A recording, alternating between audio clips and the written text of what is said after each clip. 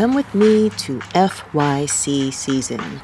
It's Sunday morning, and today we are checking out the new television show, Government Cheese, here at the Think Apple TV Plus home. It's buzzing this morning. We're excited to get in here and see. This is my first time in this space. Every season, Apple TV Plus, Amazon Prime, and Netflix will rent out a house or a space, and they will do all of their FYCs there. And so today we are here at Apple's, and it's my first time here. I look forward to seeing the installation that they had out front later, but right now we're here for the screening. And we got really good seats right in front. I'm excited about this because I'm a fan of David Oyelowo, I'm a fan of Bokeem Woodbine, I'm a fan of Simone Missick, and now I'm ready to get into the screening.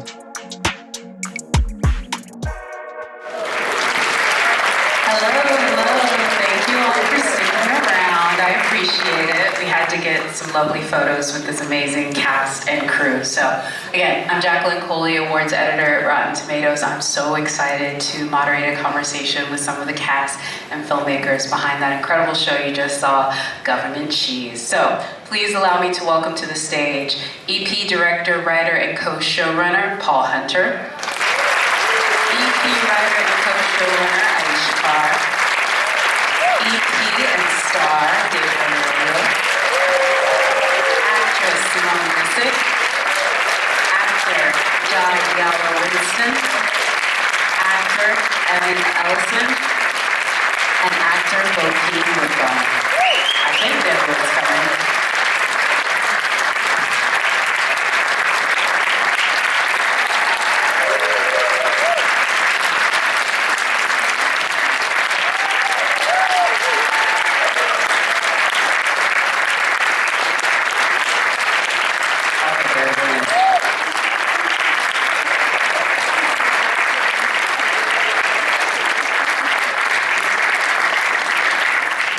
We are all here, and because we have such an incredible cast and they're being very gracious to mix and mingle with all of you at the reception afterwards, we're not going to be up here very long, but I wanted to start with you, Paul, sir, because this is a tall order. Let's go ahead and say it. You're asking so many of these actors to do things they've never done before. You are having this absolutely incredible, I think, production where it is big, there's a production value, it's a period piece, and it's a dark, surrealist family comedy. So talk a little bit about how you assembled this crew to bring this to the screen and where the idea came from.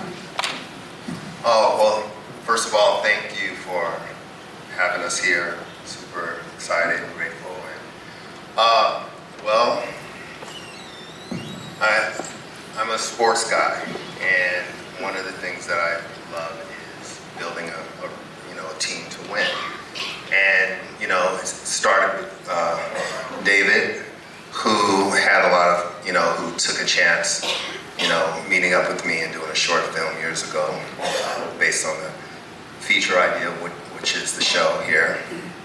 And he got behind it, and we worked it, and I kind of kept building and building and building. And we met Aeysha Carr here, who came in and helped build out the series.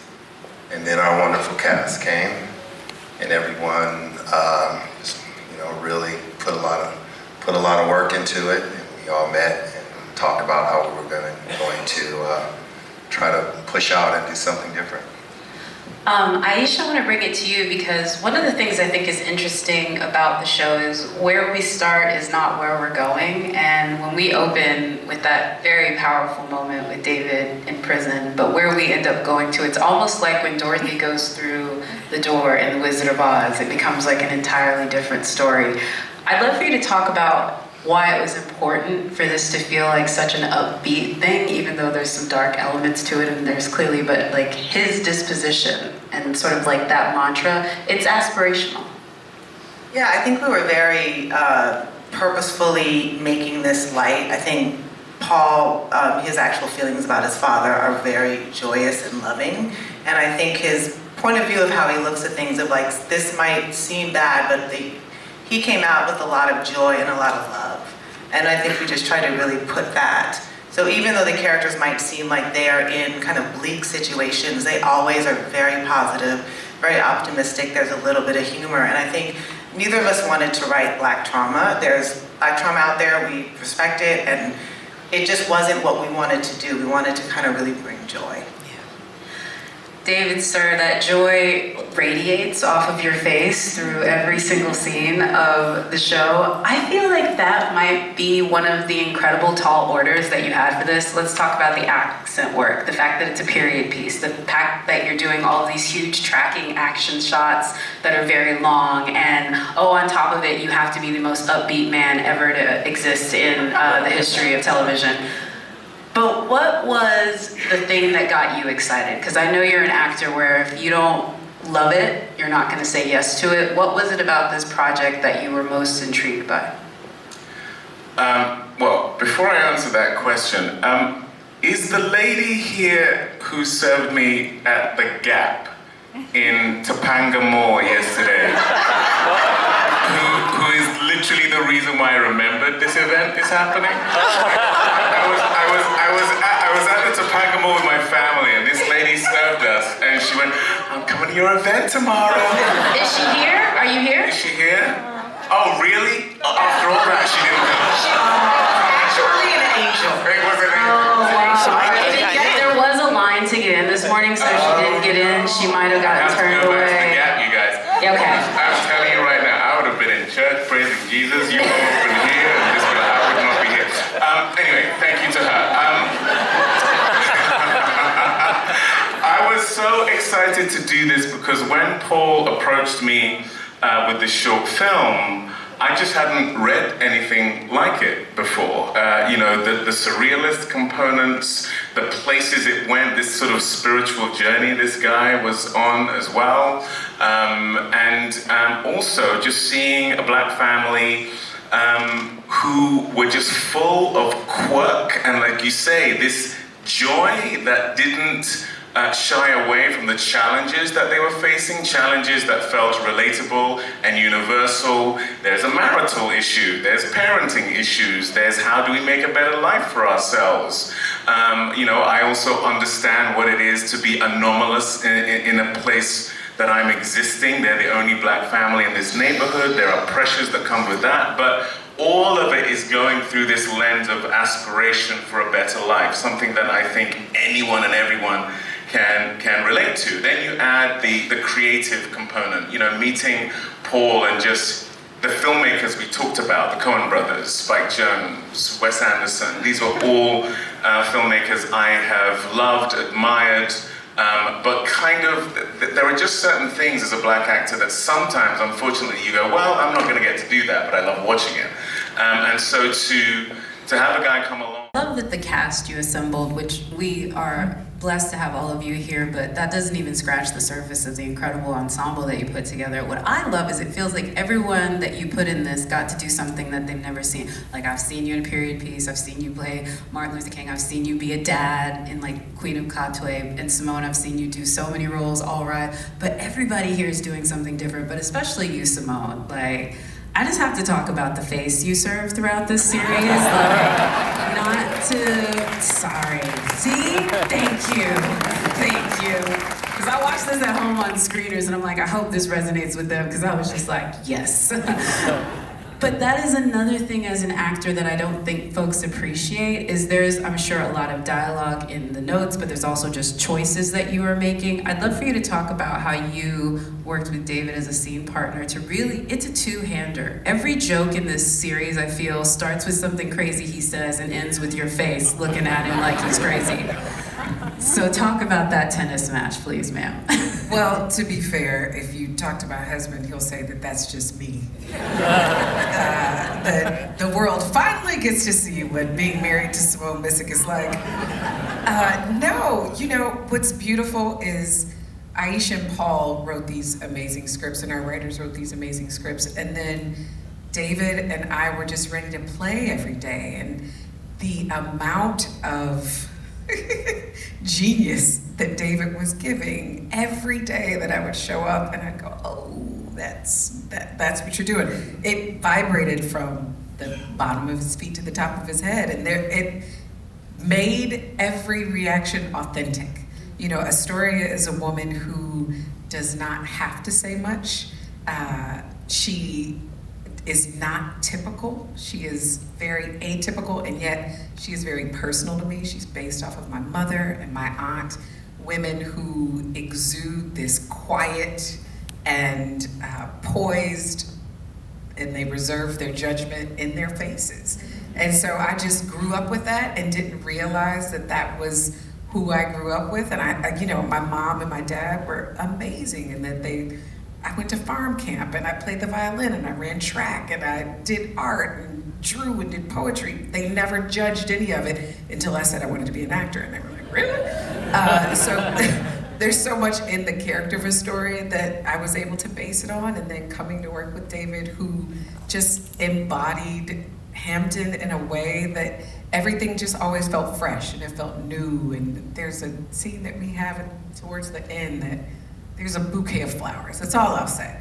But it's, you said all, but he laughed because he knows what happens with that bouquet. Oh, it's not like that. No, Okay. it's not. This is later episodes. Later, Okay. later, Yeah. later. All right. I've seen more than y'all, but not that much. So now I need to know. Is this in your hero episode? Is this in that one? Okay. Now, all right, I'm on it.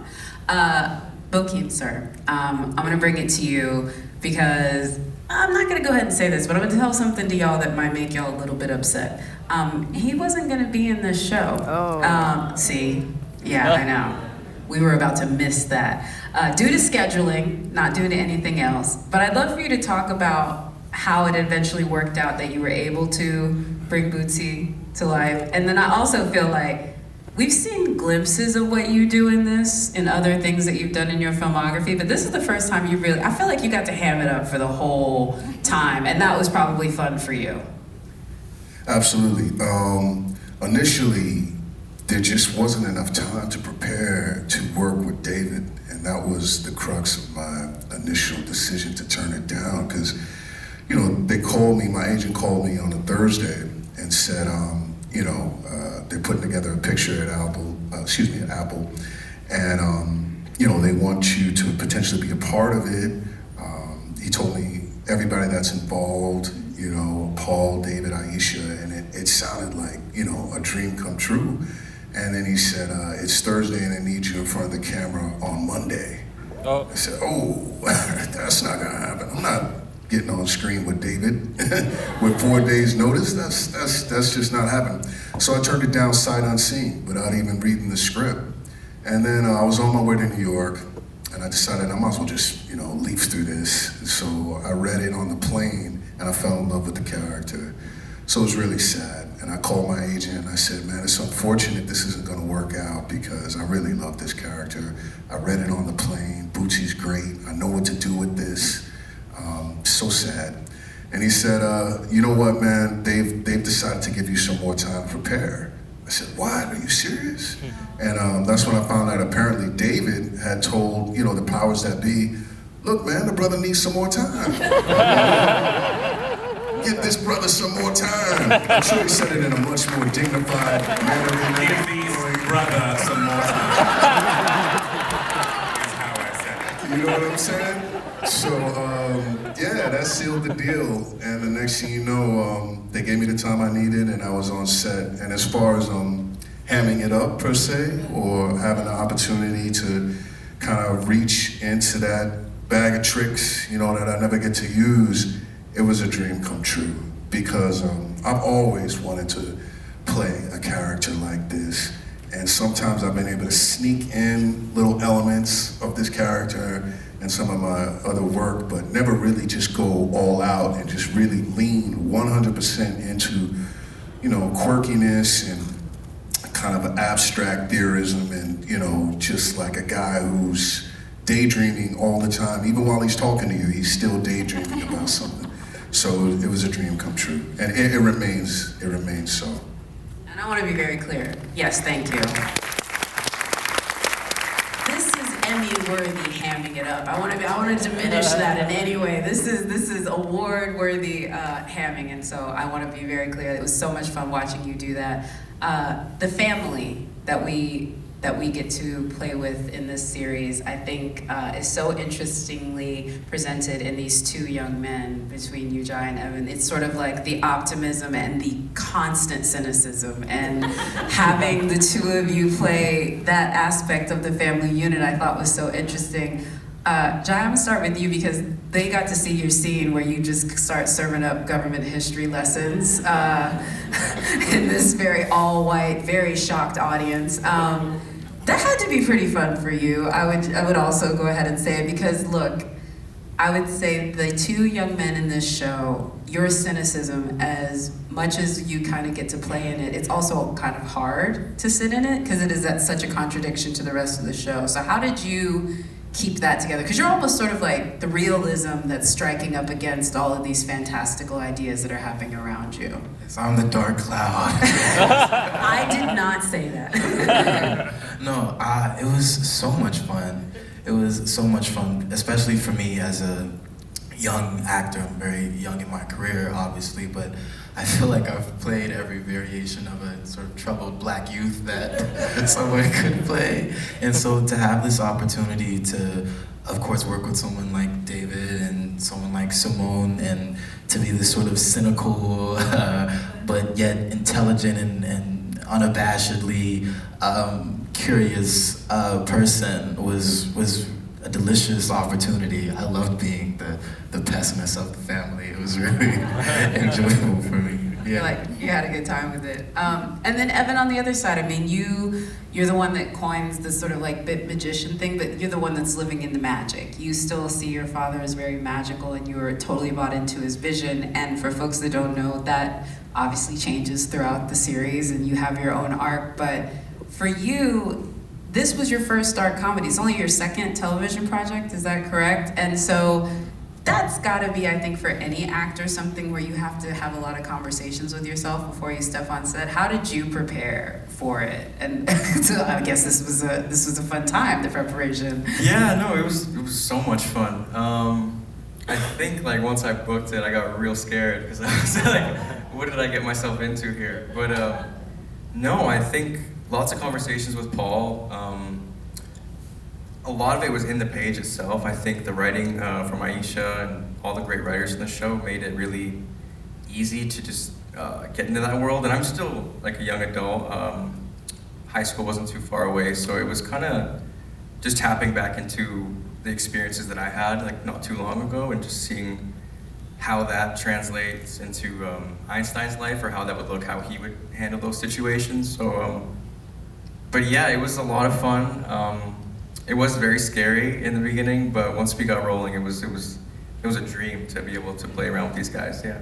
Did they give you any sort of like inspirations, sort of like as part of the lookbook? Because I've heard a lot of the social reactions. Some of them, you know, they really praise the mid-century modern design and how it's like funky and sleek. Did you get any sort of like, any of y'all get any sort of like, oh, this is the movie to look at, or this is the TV show to look at? I'd love for y'all to give me, shout them out. Yeah, Royal Tenenbaums was one Paul wanted me to watch.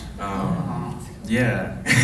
Simone, do you have a couple? So, in my audition process, I kept getting this note, like, think Angelica Houston, Royal Tenenbaums. I'm like, how in the hell am I gonna channel that? Like, nothing about this woman says that. And it's not until after I booked the job that Paul goes, what did they tell you?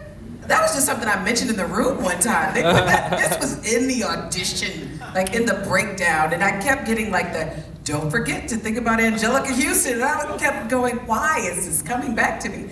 And it was just an accident. It had nothing to do with it. And it wasn't until Paul and I sat down, he was like, yeah, you know, this woman is like, she's hip, she's bohemian, and he's telling me these amazing stories about his mother, who a story is based off of. And I'm like, this is not Angelica Houston. Well, I do love that, the little counter, and this is how things happen in Hollywood. Yep. The lie becomes a big tale as the whisper train goes about. But you did great, obviously. We saw what was happening. I also want to mention the quirkiness of the show is another thing that folks have talked about. It's definitely something that I talked about. But Paul, this is based off of a personal story, obviously. And you add the fantastical to the real.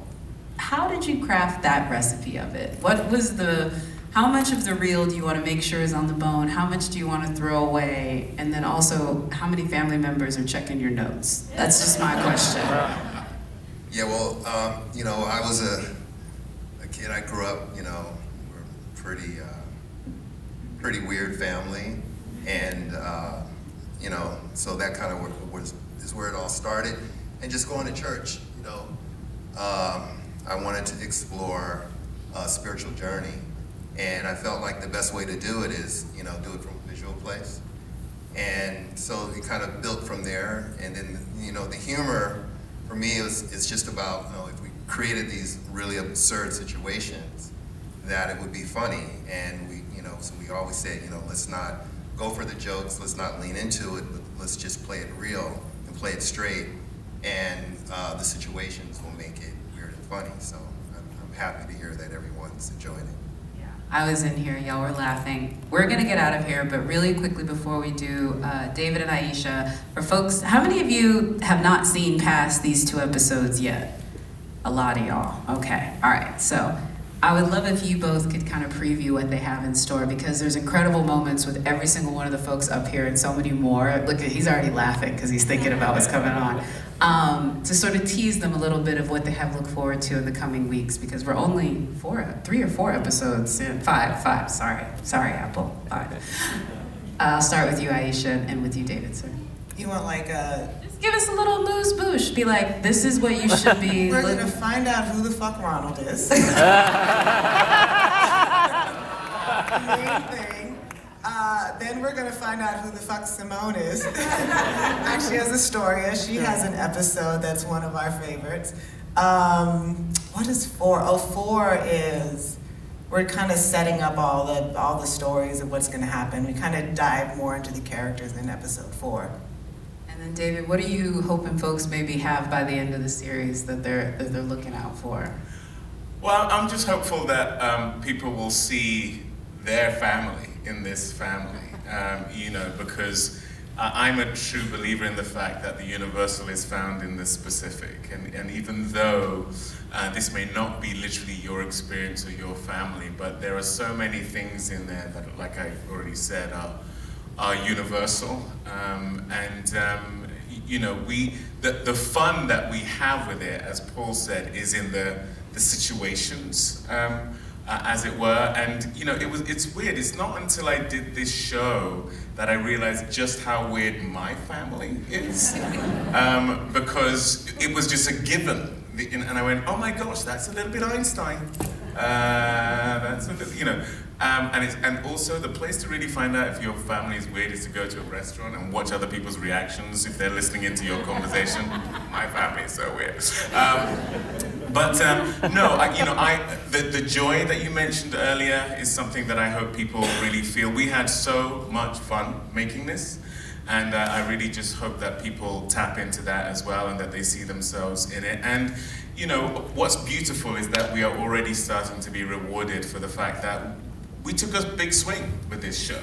And we couldn't be more grateful that Apple went the road with us. I don't know too many other places that would have made this show, especially when you don't have a comp for it, which is something our industry is constantly looking for, and there just isn't one. So, I'll be eternally grateful to them. So if you're looking for something the likes of which you've never really seen before, then that's what our show is, and that's what we're incredibly proud of.